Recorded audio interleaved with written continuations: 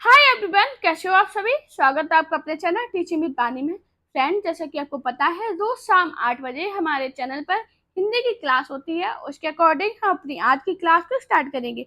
आज की जो हमारी क्लास है वो हिंदी के वर्णमाला का आपका टेस्ट है। तो चलिए आज की वीडियो को स्टार्ट करते हैं। उससे पहले अगर आप मेरे चैनल पर पहली बार आए हो तो मेरे चैनल को सब्सक्राइब और वीडियो को लाइक जरूर करना। हमारा पहला क्वेश्चन है, निम्नलिखित में कंठ ध्वनि है द, भ, छ, क।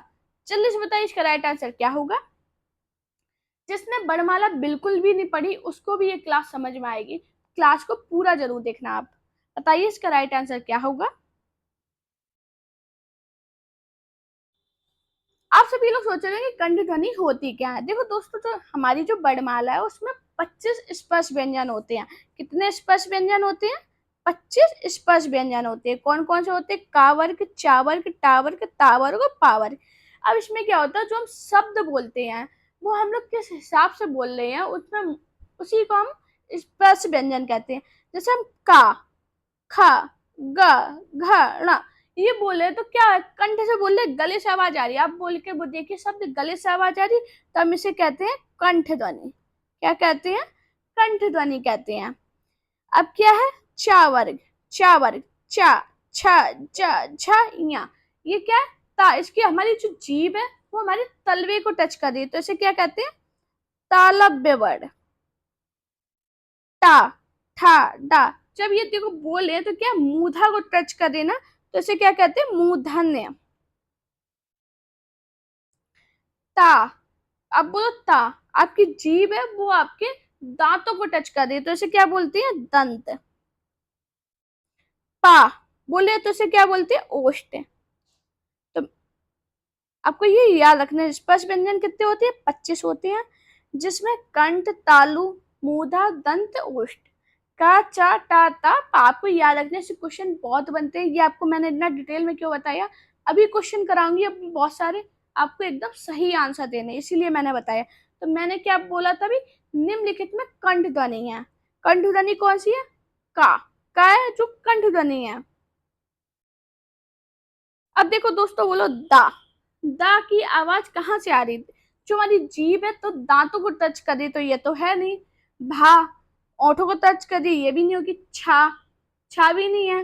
तब के का जब बोले ना तो हमारी जो आवाज है वो गले से आ रही, तो कंठ ध्वनि क्या है? का है। तो इसका राइट आंसर होगा ऑप्शन डी। हमारा नेक्स्ट क्वेश्चन है, वे ध्वनियां जिनके उच्चारण में स्वर तंत्रियों के निकट आ जाने से उनके बीच निकलती हवा की उनमें कंपन होता है कहलाती हैं? नासिक ध्वनि, घोष ध्वनि, काकल स्पर्श ध्वनि या महाप्राण ध्वनि। जल्दी से बताइए इसका राइट आंसर क्या होगा। हाँ जी दोस्तों, वे ध्वनियां जिनके उच्चारण में स्वर तंत्रियों के निकट आ जाने से उनके बीच निकलती हवा में उनमें कंपन होता है। कंपन किस में होता है? घोष में होता है। मैंने क्या बताया था? कंपन किस में होता है? घोष में। तो इसका राइट आंसर क्या होगा? ऑप्शन बी, घोष ध्वनि। अब घोष ध्वनि में कौन कौन से वर्ण आते हैं तो आपको याद रखना, तीसरा, चौथा, पांचवा वर्ण। प्रत्येक वर्ग का तीसरा, चौथा, पांचवा वर्ग और साथ में क्या आता? या, ला, ला, वा और हा। ये अलग अलग है। या, ला, वा, हा। अब आप लोग सोचोगे तीसरे, चौथे, पांचवे वर्ण कौन से हैं। तो दोस्तों, ये जो हमारा जो स्पर्श व्यंजन है इसमें तीसरा, चौथा और पांचवा वर्ण यही होते हैं घोष ध्वनि। मैंने क्या बताया? घोष ध्वनि कौन कौन सी है? तीसरा, चौथा, पांचवा वर्ग, या, ला, वा और हा। ये आपकी ट्रिक है। आपको मैंने ट्रिक बता रखी है कि अगर आप क्लास नहीं देखी वर्णमाला की तो वो क्लास जरूर देखना। उसमें मैंने इतनी सारी आपको ट्रिक बताई है याद करने की। अगर आपने वो ट्रिक याद कर ली तो आप ये क्वेश्चन तुरंत कर जाओगे। आपको बिल्कुल भी आपके लिए हलवा क्वेश्चन है, कुछ भी नहीं है। तो ये इसमें आपको क्या रखना है? घोष ध्वनि कौन सी है? 345। यार अलावा को हम क्या करें? Viral H, viral H. 345 viral H क्या है? घोष ध्वनि। आपको याद रखना इसकी ट्रिक क्या है? 345 वायरल एच।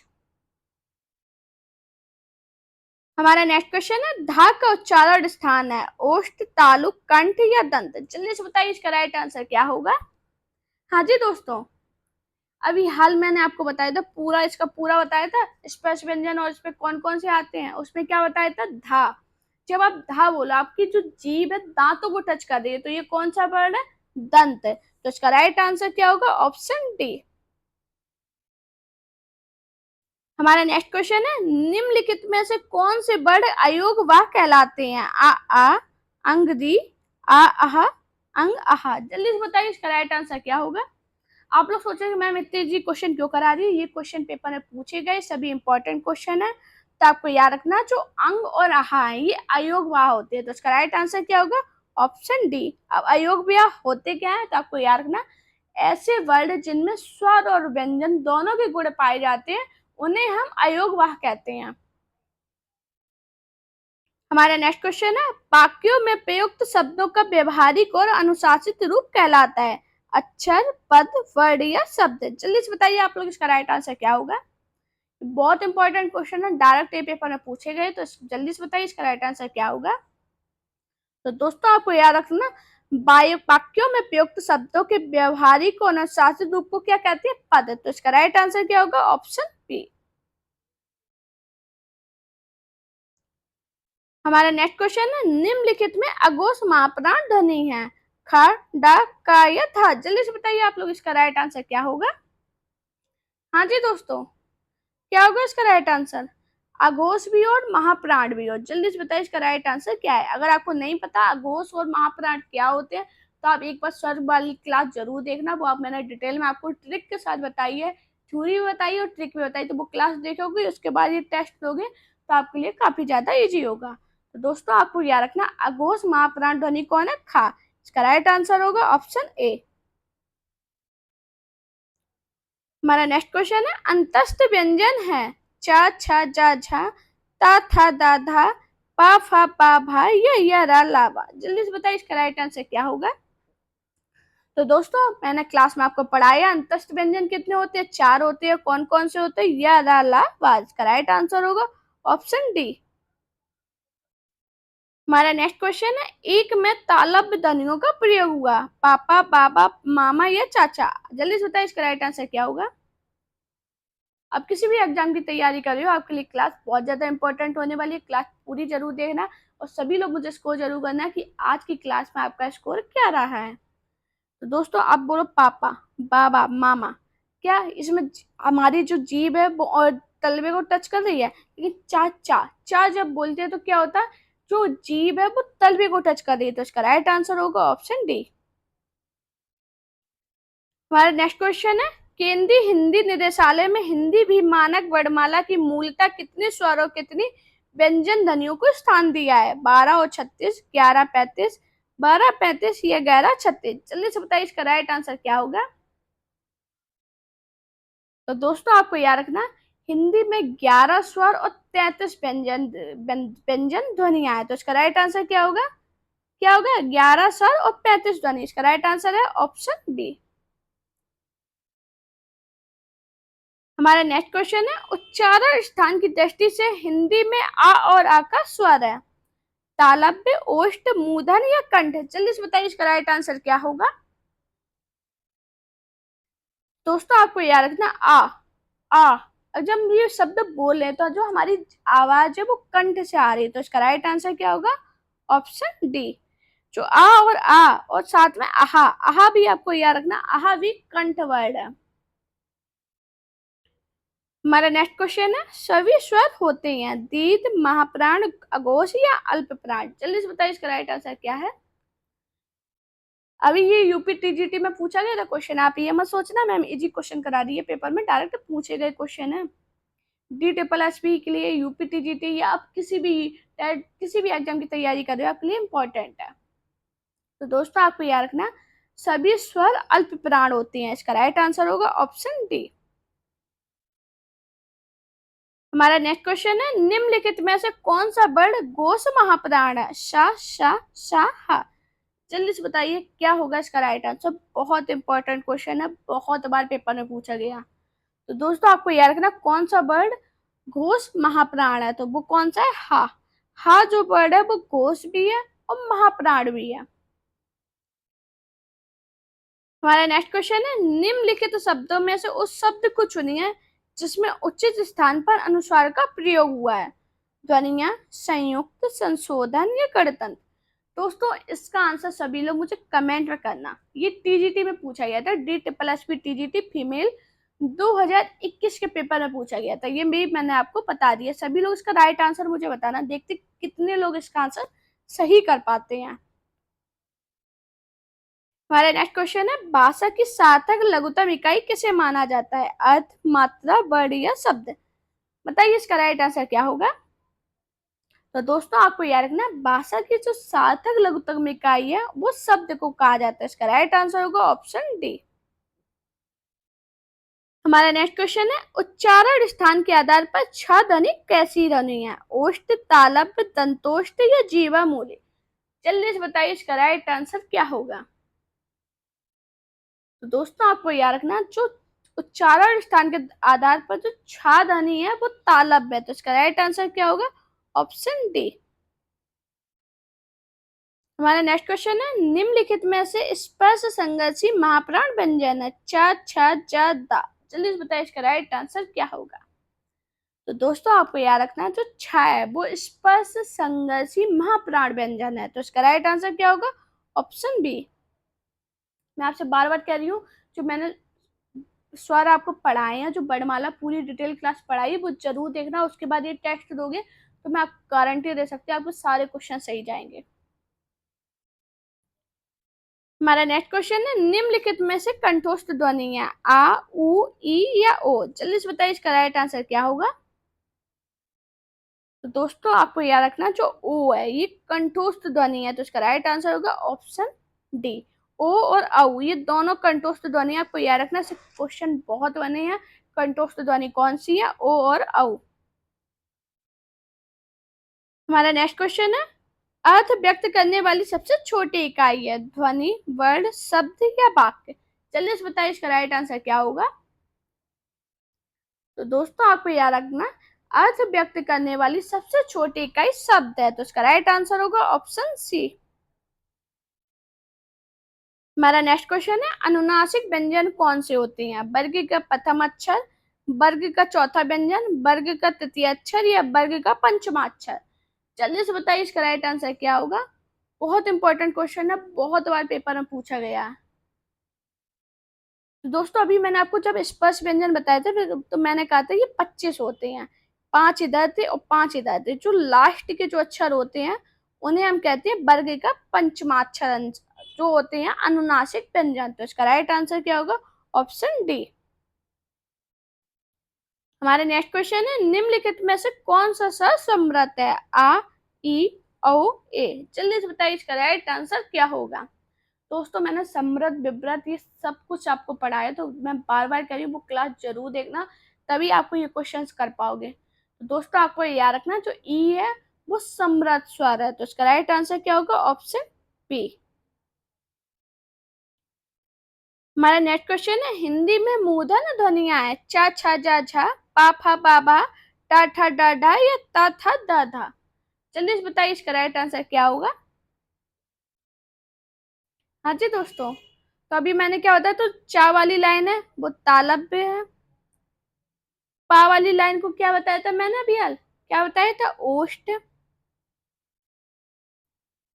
टा वाली लाइन क्या बताई थी मैंने? मूर्धन्य। टा वाली क्या बताई थी मैंने? जल्दी से बताइए क्या बताई थी? मूर्धन्य।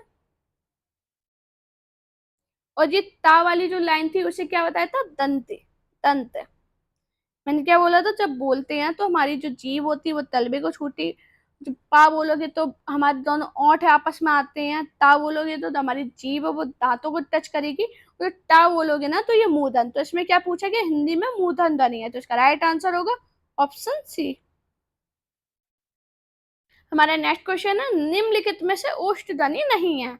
चा में, भा में, पा में या मा में। अब शब्द बोलिए। माँ, ये तो नहीं है। पा नहीं है, भा नहीं है। चा जब शब्द हम बोले तो ये क्या हो रहा है? जो जीभ है वो क्या चा, तो ये क्या है? तालब। हमारी जीभ है वो तलबे को टच कर रही है। तो इसका राइट आंसर क्या होगा? Option A. हमारा नेक्स्ट क्वेश्चन है, मात्रा स्वर को क्या कहते हैं? वर्ण, रूप, समरूप या शब्द? जल्दी से बताइए, इसका राइट आंसर क्या होगा? हाँ जी, तो दोस्तों आपको याद रखना, मात्रा स्वर को क्या कहते हैं? समरूप। इसका राइट आंसर होगा ऑप्शन सी। कभी कभी समरूप ना देके ग्रेफिम भी बोल दे तो आपको याद रखना है, क्या है? मात्रा स्वर को क्या कहते हैं? समरूप। पेपर में एक क्वेश्चन बहुत पूछा जाता है कि हिंदी में कुल मात्राएं कितनी हैं? स्वर तो 11 है, सभी को याद है 11 स्वर है, लेकिन अगर मात्रा की बात की जाए तो 10 मात्राएं होती। कितनी मात्रा होती है? 10। अब आप कहोगे 11 स्वर है तो 10 मात्राएं क्यों? क्योंकि क्या हम जब बचपन में पढ़ते थे, छोटा आ से कुछ नहीं और बड़ा आकर डंडा, तो इसमें कुछ नहीं होता, इसकी कोई मात्रा नहीं होती। तो जो मात्राएं हैं वो 10 है और क्या 11 स्वर है। हमारा नेक्स्ट क्वेश्चन है, प्राचीन का विलोम शब्द है नया, पुराना, प्रागैतिहासिक, अर्वाचीन। तो दोस्तों आपको याद रखना, आपने बहुत बार बचपन में पढ़ा होगा प्राचीन का विलोम अर्वाचीन, तो इसका राइट आंसर क्या होगा? Option D. हमारा नेक्स्ट क्वेश्चन है, निम्नलिखित में से कौन तालव्य ध्वनि है? चा, ला, पा, हा। अभी हाल मैंने बताया था तालव्य ध्वनि कौन सी है? चा। इसका राइट आंसर क्या होगा? Option A. हमारा नेक्स्ट क्वेश्चन है, इनमें से कौन सा पच्च स्वर है? आ, ई, आ। जल्दी से बताइए, इसका राइट आंसर क्या होगा? तो दोस्तों मैंने अपनी क्लास में आपको बताया था कि उच्चारण में जीवा के भाग के आधार, अगर भाग के आधार पर पूछा जाए कि जीवा के प्रयोग के आधार पर स्वर कितने होते हैं, तो वो 3 होते हैं। 3 स्वर के भेद हैं। इसमें क्या होता है? अग्रस्वर, अग्रस्वर, मध्य स्वर और कौन सा स्वर होता है? पश्च स्वर। ये अब मैंने आपको पढ़ाए हैं क्लास में। तो इसमें क्या होता है, जो आ जब आप बोलोगे ना, तो आपकी जो आवाज है वो पीछे की तरफ से आ रही है, तो इसका राइट आंसर क्या होगा? जल्दी से बताइए। बड़ा, बड़ा है क्या है? पश्च स्वर है। हमारा नेक्स्ट क्वेश्चन है, इनमें से कौन सा युग्म अघोष ध्वनि है? गा, घा, पा, फा, डा, डा, दा, धा। तो जल्दी से बताइए, इसका राइट आंसर क्या होगा? तो दोस्तों मैंने आपको क्लास में बताया था अघोष ध्वनियां क्या होती हैं। प्रत्येक वर्ग का पहला दूसरा वर्ण और क्या होता है? तीनों सा। तीनों सा कौन सा? ये। इसकी मैंने आपको ट्रिक भी बताई थी, 12S3 बताई थी ट्रिक। अगर आपने डिटेल क्लास पढ़ी है तो उसमें आपने ये ट्रिक पढ़ी होगी।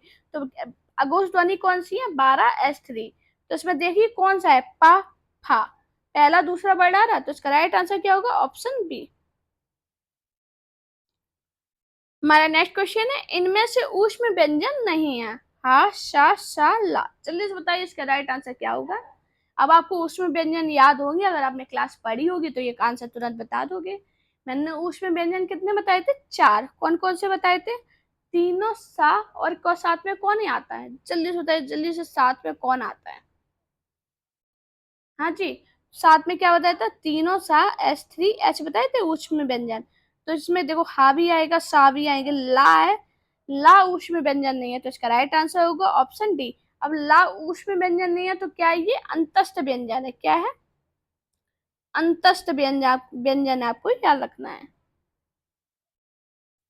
हमारा नेक्स्ट क्वेश्चन है, निम्नलिखित में से महाप्राण ध्वनियां है? कागा, पावा, चाचा, ये टाटा।